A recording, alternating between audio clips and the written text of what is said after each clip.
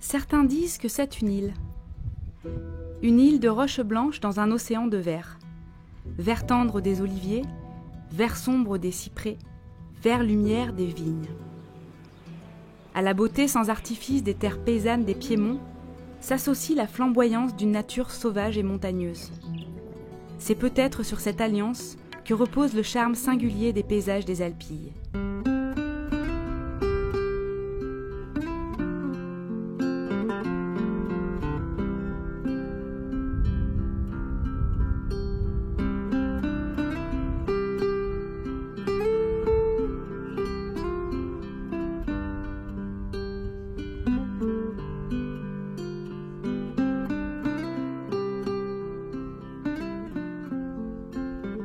Le parc régional des Alpilles, étendu sur plus de 50 000 hectares, a été créé en 2007 avec pour objectif notamment de protéger et valoriser ces paysages remarquables. Dans la foulée, l'État met en place l'une des seules directives paysagères du pays qui vise à contenir l'impact du développement sur les paysages. Au-delà de ces panoramas de cartes postales, les Alpilles sont une terre vivante où habitent près de 65 000 personnes. Admirées, convoitées, accessibles, les Alpilles sont fragiles. Leur succès les a-t-elle déjà changés ? Vivons-nous toujours dans les paysages qui ont fait la renommée du territoire ? À quoi ressembleront-ils demain ? Comment préserver ces paysages somptueux tout en permettant leur développement ?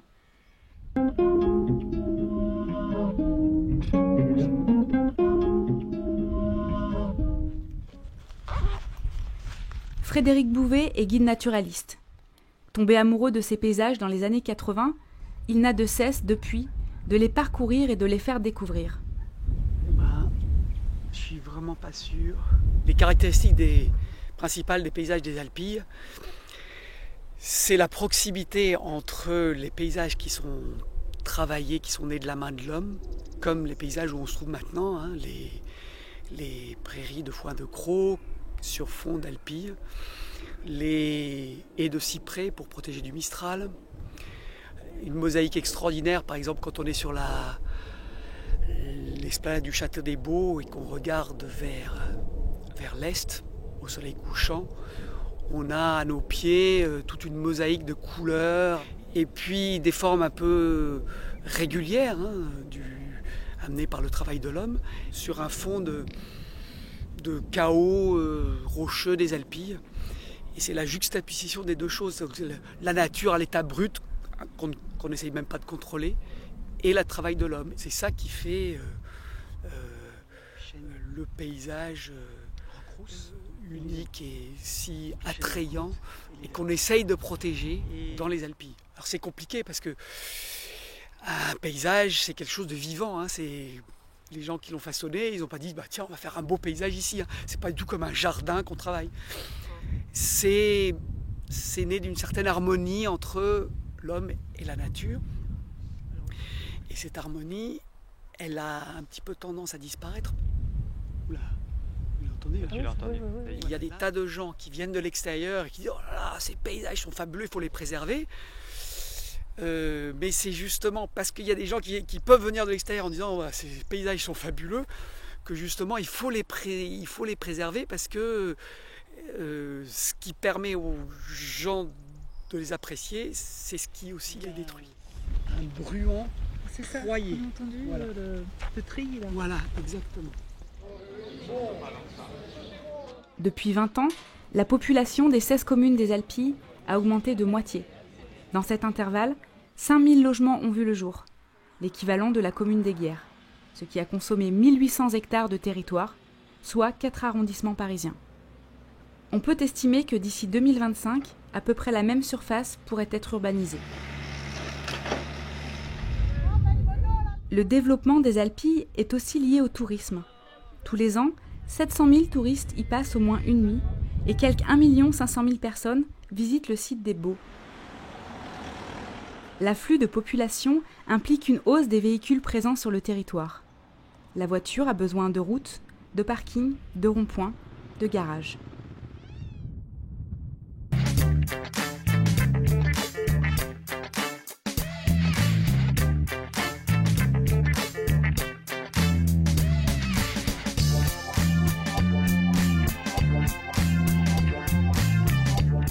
Pour répondre à la demande en terrain urbanisable, la pression foncière mordille un peu plus tous les jours dans les terres agricoles créatrices de paysages.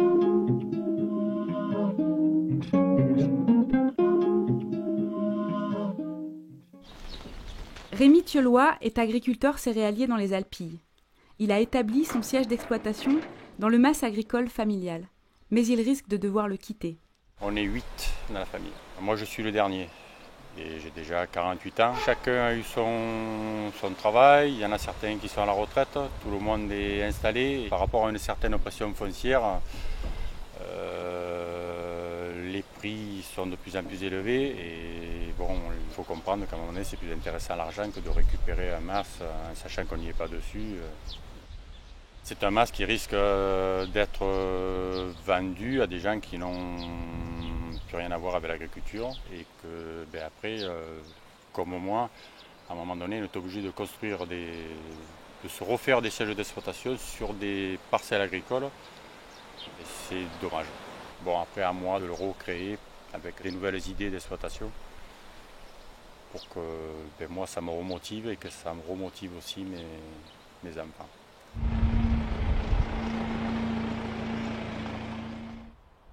Les Alpilles, c'est une diversité incroyable d'activités agricoles qui construisent des paysages tout aussi divers. Il y a bien sûr la vigne et l'olivier, mais aussi le maraîchage, les céréales, l'élevage ou encore l'arboriculture. Pour entretenir cette mosaïque paysagère, il faut maintenir l'agriculture. Mais la hausse des prix du foncier, associée à une concurrence rude, la mettent en danger.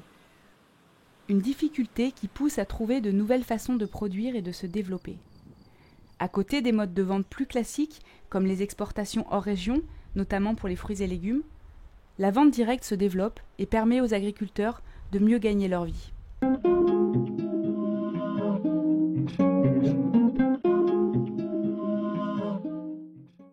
On a un but, on le fait à but lucratif, il ne faut pas le perdre de l'esprit, c'est pas joli d'en parler, mais il faut en être conscient, il faut qu'on puisse en vivre. Un agriculteur qui vend son produit final à un consommateur, il y a un contrat, il y a une relation. Quand il va rentrer dans ses arbres, il ne va plus travailler pour le poids d'olive qu'il a vendu à tant le kilo, il va travailler le goût. Vous allez revenir parce que c'est bon. On a la chance d'avoir un territoire où il y a beaucoup de gastronomie. Il faut absolument qu'on en profite, on est capable de valoriser nos produits à petite échelle. On peut avoir des clients fidèles, loyaux. Internet nous permet de leur vendre plus tard quand ils rentrent chez eux. Et tous ces produits-là, on peut aussi les englober dans des labels qui sont des labels Alpilles. Miser sur le côté haut de gamme des produits, c'est une façon de résister à une concurrence sur les coûts. Moyen ou pas moyen, on est tous prêts à payer un peu plus pour ce genre de choses. Allez, comme c'est joli. Nos anciens et nous-mêmes, quand ils ont créé l'AOC, quand on la maintient, on a fait attention à ce qu'on ne puisse pas planter ces arbres de façon trop serrée. L'avantage de l'AOC, c'est que c'est un produit de haut de gamme. C'est un produit où on va pouvoir se faire rétribuer notre travail. Donc vous faites un choix. Soit vous les alignez, soit vous les gardez comme ils sont. Et à ce moment-là, vous pouvez dire, ils sont en AOC, regardez mon travail, regardez comme c'est bon, regardez comme c'est beau. La terre que vous voyez ici peut vous paraître désordre, mais en fait elle est bio. Et ça va contribuer à ce côté premium des produits qu'on fait. Les agriculteurs trouvent des solutions. De leur côté, les pouvoirs publics aussi sont volontaires pour accompagner les changements et ne pas les subir. Le parc régional, avec la promotion des produits du terroir, le développement de l'agritourisme, la protection de la biodiversité, l'incitation à la remise en culture des friches et des zones incendiées, ou l'aide au développement du pastoralisme afin de limiter l'embroussaillement, de favoriser la diversité des espèces et de limiter les départs de feux de forêt. La SAFER, la région, le département, les communes et encore le parc se retrouvent autour de l'élaboration d'outils pour préserver l'agriculture. Les mairies jouent aussi un rôle important en luttant pour conserver les terres agricoles et les mettre à disposition des agriculteurs. De fait, l'action de l'homme peut continuer à façonner le territoire comme elle le fait depuis des siècles, en accompagnant les changements inéluctables. Des choix sont possibles. Il s'agit de savoir quelle place nous reconnaissons et donnons à l'agriculture, et donc, quel paysage nous voulons construire pour les Alpilles.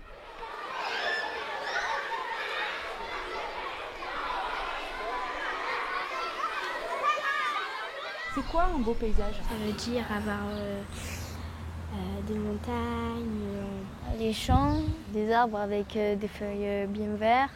Moi j'aime bien tout ce qui est naturel avec des grands arbres et tout ça. Pour moi c'est un paysage sans déchets. Quand c'est le moins urbain possible. C'est tous les paysages en fait, même s'il y en a qui trouvent qu'ils sont pas beaux, ils sont quand même beaux. Qu'est-ce que vous trouvez beau dans les paysages des Alpilles? La montagne qui est derrière, les plantes. Il est naturel, il y a des arbres, de l'herbe. Il y a des petits chemins qui mènent un peu partout et à un moment on voit vraiment la ville d'en haut, les maisons toutes petites. C'est avec la montagne, les pins et tout ça quoi. Il y a beaucoup de faune et de flore. Il y a aussi des maisons en construction mais encore ça va. Ça gâche un peu le paysage mais bon. Beau, moyen, laid, sans intérêt. La notion de beauté d'un paysage ou d'un ensemble de bâtiments est-elle relative? Finalement, qu'est-ce qui crée l'harmonie?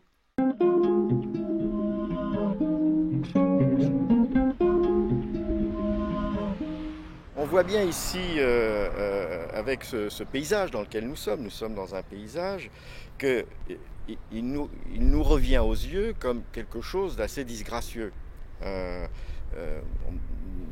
Peu d'entre nous considèrent le paysage qui est derrière moi comme harmonieux ou comme ressemblant à l'idée qu'on se fait de nous-mêmes, à notre culture, à notre identité.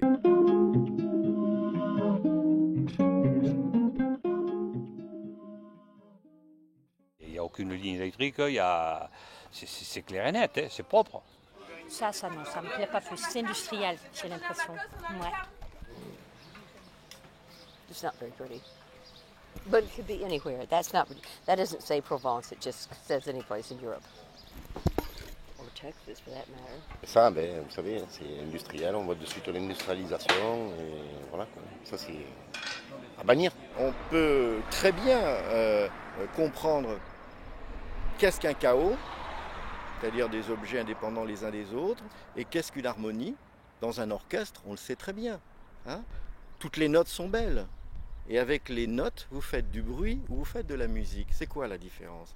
C'est que dans un cas, on les a mis dans un certain ordre et on a cherché une règle d'harmonie. Eh bien, dans le paysage, on peut fonctionner de la même façon.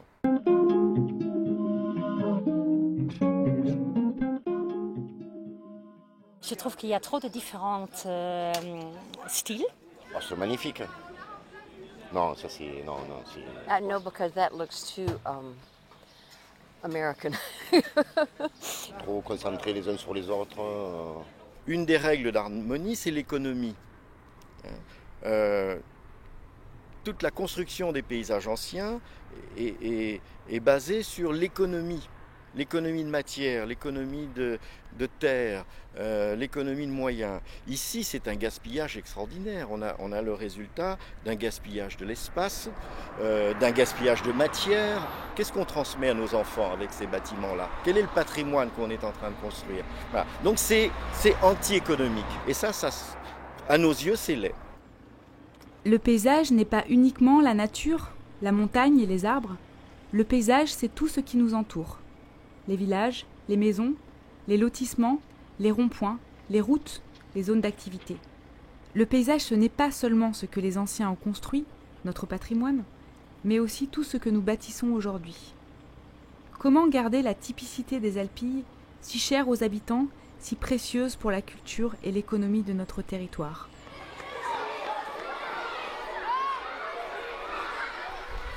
Si vous pouviez changer quelque chose dans votre village, qu'est-ce que vous changeriez? Moi, j'aimerais enlever les feux tricolores à l'entrée du village et quelques stops. Je mettrais plus de fleurs. Et plus de couleurs. Moi, je construirais moins parce qu'ils ont beaucoup construit. Ouais, il y en a partout avec les briques qui sont pas encore peintes. Après, ça fait moins beau. Les garages sont toujours ouverts, donc on voit les voitures, les barbelés, c'est pas très beau. Moi, j'enlèverais les cacatures. Je sais pas, je trouve qu'il est parfait presque.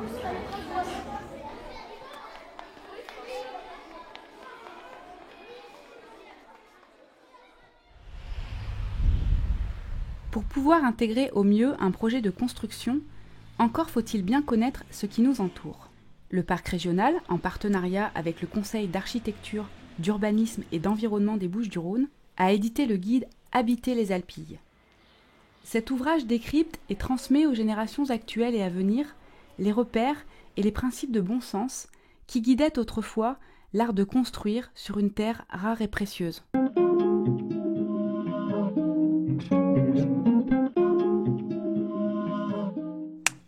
Corrado de Julie Morgan fait partie du dispositif Architecte Conseil mis en place par le Conseil général. Ce service met à disposition des communes et de leurs administrés les services d'un architecte pour les assister dans la mise en cohérence de leurs projets avec la culture architecturale locale. Il a par exemple participé à faire ça, ou encore ça, des logements sociaux dans une bâtisse ancienne réhabilitée. Un des éléments fondateurs de la construction dans les paysages de l'Alpille est la cohérence entre l'implantation du bâti et le dessin du paysage. Donc, on est dans un territoire où le paysage a été dessiné par l'homme et en premier lieu, les bâtis s'inscrivent en implantation dans cette logique-là, qui est presque une logique géographique, liée au vent, liée à l'ensoleillement. L'autre élément qui me semble fondamental, c'est l'usage des matériaux qui sont assez indigènes, donc la pierre, les sables, les bois, la tuile, la terre cuite. Et donc des matériaux qui se lient directement, là aussi, au grand paysage parce qu'ils en viennent. Il y a un troisième élément, la notion de rue constituant un village. Donc cet espace public qui génère un lieu où se forme la communauté, eh bien c'est l'élément structurant la vie du village. Sans ces lieux de relation-là, eh bien, on n'a pas l'urbanité, donc on a un délitement de relations sociales.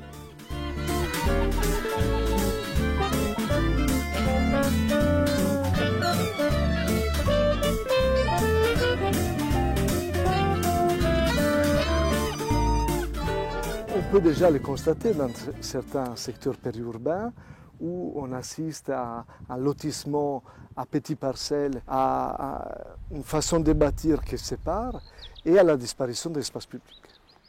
Les villages des Alpilles ont connu une véritable explosion démographique ces dernières années et ont dû construire vite, sans avoir toujours le temps de bien penser l'extension des centres urbains. D'abord, on n'a pas systématiquement pris en compte le rôle de l'espace public dans la préservation de l'entité villageoise.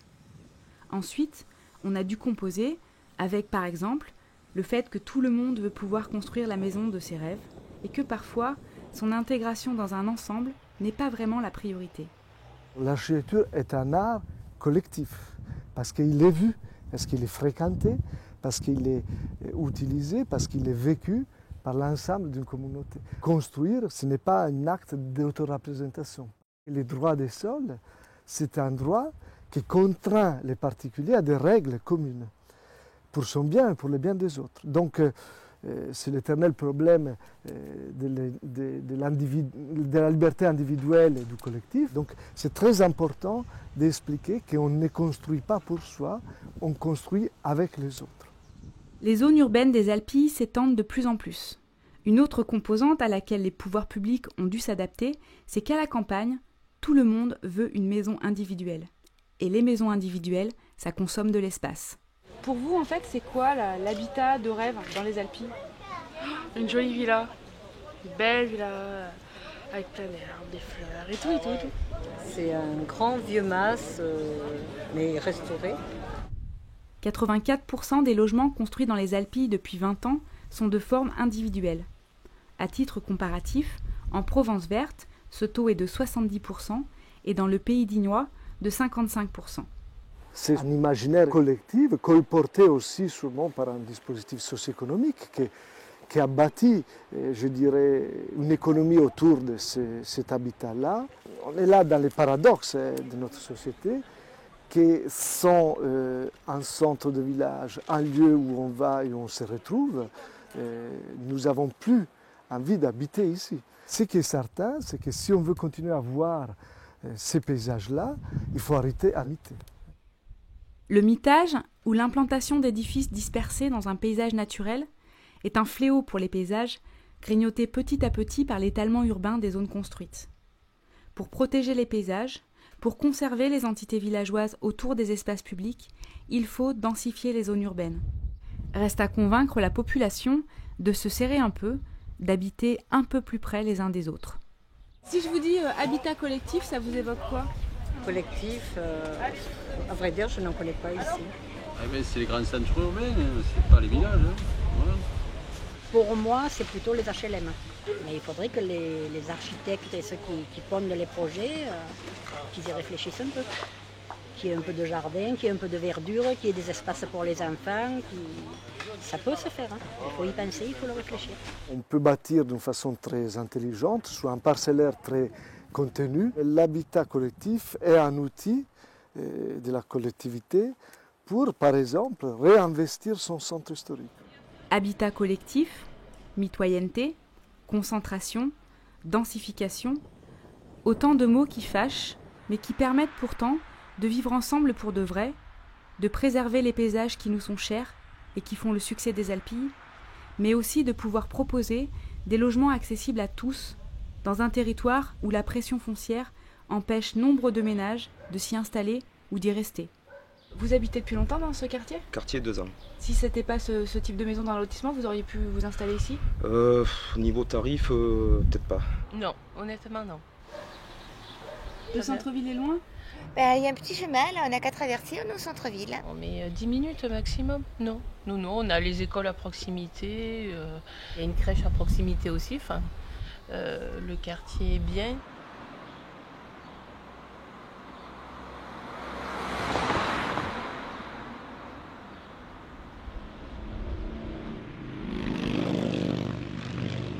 Face à notre incapacité de créer des paysages contemporains plus harmonieux, parce qu'on n'y réfléchit pas, parce qu'on ne prend pas le temps de les concevoir, du coup, on va protéger des morceaux de territoire et sur les autres en disant sur les autres on ne sait pas faire, donc on continue comme ça. À terme, qu'est-ce qui se passe?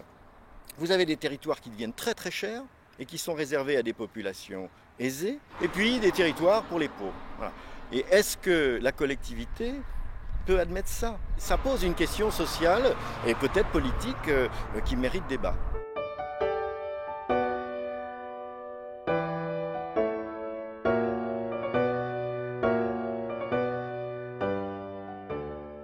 Le paysage d'aujourd'hui est très différent du paysage d'hier. Il est de toute façon différent du paysage qu'on aura dans 50 ans. C'est pour ça que le Parc naturel régional des Alpilles a décidé de mettre en place un observatoire photographique des paysages avec une mission qui a été confiée pour faire une cinquantaine de prises de vue à des points fixes et avec des reconductions de ces prises de vue, de photos tous les 2 ans pour voir et comprendre l'évolution des paysages et du territoire. Il doit continuer à évoluer, mais en trouvant justement cette harmonie entre le développement nécessaire et la préservation à la fois bien sûr du paysage en général, mais la préservation des ressources. 13 communes sur les 16 communes du parc naturel régional sont en train de réfléchir activement à l'évolution de leur commune au travers de l'élaboration de leur plan local d'urbanisme. C'est un chantier qui est immense. Ça pose des questions vraiment fondamentales. Comment vivre ensemble sur ce territoire, au mieux, à côté?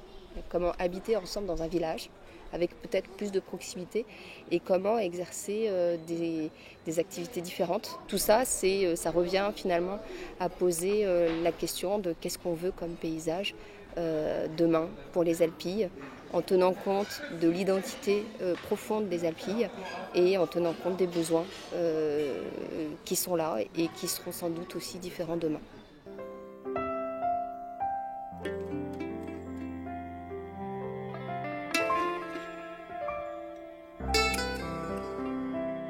Le paysage, ça appartient à qui? Ça appartient à celui qui le consomme. À tous ceux qui viennent ici, qui se l'approprient et qui le laissent en partant d'ailleurs. Je pense que ça appartient à tout le monde. Moi, je pense à la nature. C'est pas une propriété pour moi, un paysage. C'est une des rares choses dont on peut profiter justement à loisir et voilà, pour tout le monde, à partir du moment où on le laisse tel quel. Il faut le consommer pas avec seulement les yeux, il faut le consommer avec son âme.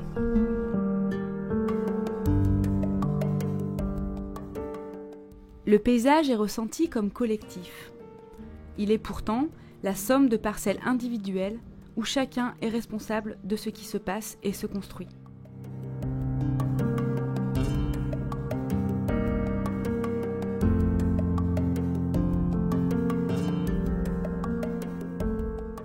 Le paysage est notre responsabilité à tous.